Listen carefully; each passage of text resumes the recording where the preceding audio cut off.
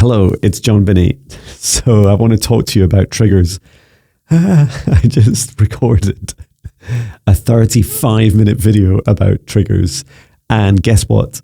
The moment that I press stop, the recording, like my whole phone crashed, and then it wouldn't like save the recording, and so the recording's gone. That was quite triggering. But good news, there is a lesson for you to learn in every trigger. So every time that something happens, it happens for a reason. I was wondering why that video that I recorded didn't save. And then I placed my hand on my heart and I asked, like, what was the lesson within this trigger? And the lesson was my heart said, I'd mixed the video with two topics, alignment and then triggers. And so the answer my heart gave was, just do a shorter video on triggers. Great. Okay, so here we are. Let me show you one of my triggers. So to explain, I have this obsession about sound quality. You might be able to tell from my fancy microphone and my headphones, but a lot of this comes from music, which I've done for decades, back since the 90s, since, the early stages, you could even record low quality digital music. And then since then, I always want to have, no hiss in the background, etc. And it drives me nuts when I'm listening to videos and there's a hiss. I don't mind outside and hearing nature and background noises. I like that, but it's a trigger for me. So let me trigger myself for you. I'm going to turn off my DBX 266XS vocal compressor, which is currently filtering out some of the background noise. So let me turn it off. And you now might be able to hear some background noise. And then everything sounds a bit SMR. You'd hear like me picking up my coffee cup and gulping. And the boom in the room as well. So let me turn that off. That's better. So I don't know if you heard all that. For me, it was very triggering. There was a range of things in there for me, like of my first pass at it, which was, it felt like, first of all, the hiss annoyed me, like this just annoys me. And then the next level of trigger was, as I was speaking, I could hear the booming noise in the room. And I think this vocal compressor, helps filter some of that out. And the reason it triggered me is because I also obsess about the sound deadening in this room, since I've refurbished my studio, I'm trying to stop this constant echo, which is, imagine like having a bathroom, like hard walls, and it creates this big reverberating echo, and it drives me nuts. So I've been buying a pack of 18 of these sound deadening panels one at a time. So it triggered me to think, well, I need to buy more. And then I also was triggered by some of those sounds like me gulping, etc. Like, I think that it might drive you a bit nuts. That you might not want to hear me gulping. I'm human, right? We're all human, but these are experiences that I didn't find very pleasant. And so if you'd like to join me, we're going to practice, and maybe those things triggered you too. Let me know in the comments. We're going to practice turning that trigger for me back on.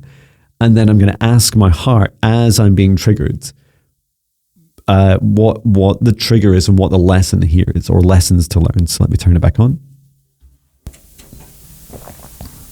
Okay. So there's my background noise back on.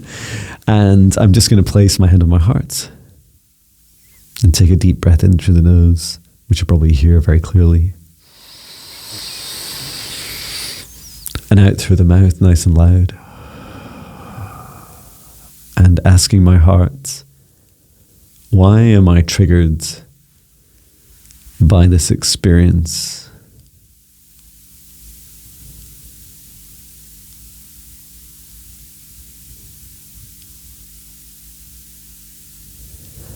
And as I just allow my heart to answer, and I'm going to turn off this noise. There we go.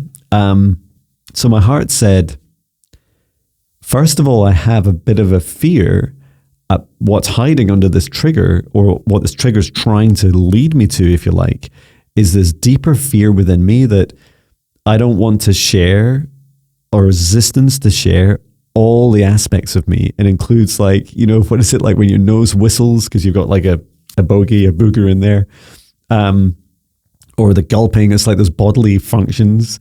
That was a surprise to me. And it's funny because I just did a 30-minute video on this, and that didn't come up. What I was also reminded of was that the quality aspect is a trigger for me. When I consider something to be lower quality, it's like I'm giving you lower quality work, and that triggers me. It makes me think that it makes me like have this negative self-talk about my self-worth, and say to myself, you're not enough. Like, because what you create is not good enough, that I'm not good enough. And then also, like, this booming effect made me wonder whether I have the money and should invest in more of these sound editing panels. So that was a trigger. And so that was like a fear of lack. So yeah, there was a lot all in. Listen, it's like sitting on a sofa with you and telling you all about my inner triggers of sound quality. And it's really funny because when I'm outside, I love hearing the birds and the background noise. And that used to annoy me. Sometimes I'd filter it out with like an AI filter, whereas now it feels really good. And yeah, perhaps there's a compromise in this as I feel into the potential solutions. And I just want to hold space for a moment in that, saying triggers are there for a reason. Allow the emotion to rise up inside of you, to observe it. And if you can, even place your hand on your heart like I did and just ask your heart, what is this lesson in this trigger? Like, why am I being triggered by this experience? Ask those questions of your heart.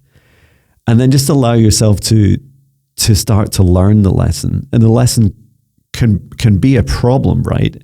Often we just want to be our bodies and our subconscious and the higher aspects of ourselves. They're just trying to bring awareness to the purpose of the trigger, not the solution.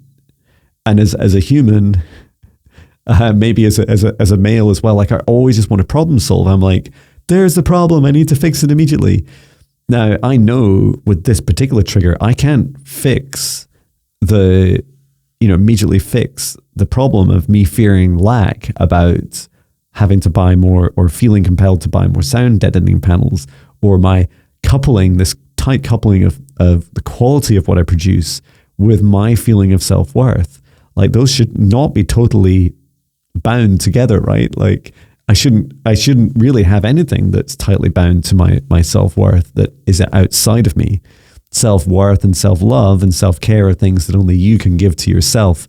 Not, projecting them onto other things outside of you is a risky game to play, right? And so as I ask myself these triggering examples, it allows me to feel at least that there's a purpose behind the trigger. And that in itself makes the trigger easier. And triggers are a great way of, for example, triggers that trigger your fear, trigger your boundaries. Maybe it's global events or events in your country that are triggering you. Allow yourself to step out of that fear for a moment by placing your hand on your heart and asking for the lesson within this. And then starting to feel into, if it's like, for instance, the threat of war, what does that trigger within me? Is it fear for my family, for myself? And in which case, if you feel that, what are you going to do about it?